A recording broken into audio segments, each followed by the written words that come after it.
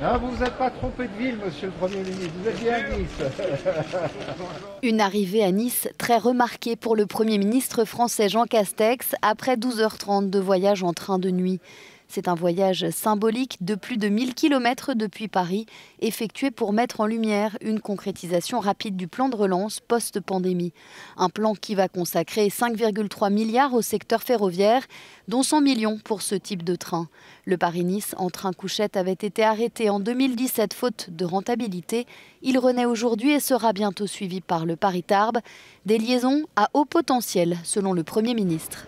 Vous savez, les territoires, depuis ma prise de fonction, sont au cœur de mon action. Je pense que la France des territoires, c'est la France de demain.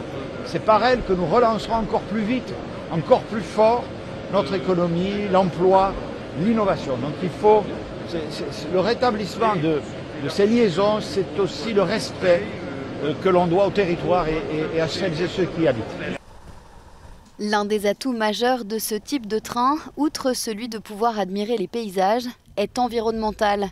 Il s'agit de mettre en œuvre la transition écologique en limitant l'impact carbone de nos déplacements. Il y a un mouvement européen qui est quand même très fort en faveur des trains de nuit, lié bien sûr au problème climatique et au fait que c'est une excellente alternative à l'avion et à la voiture, bien sûr.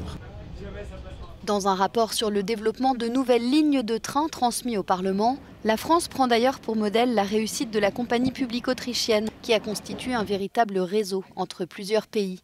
D'autres liaisons nocturnes pourraient ainsi voir le jour, Bordeaux-Marseille, Paris-Toulouse ou encore Tours-Lyon, de quoi laisser rêveurs les amoureux du train de nuit. Bonne nuit à tous.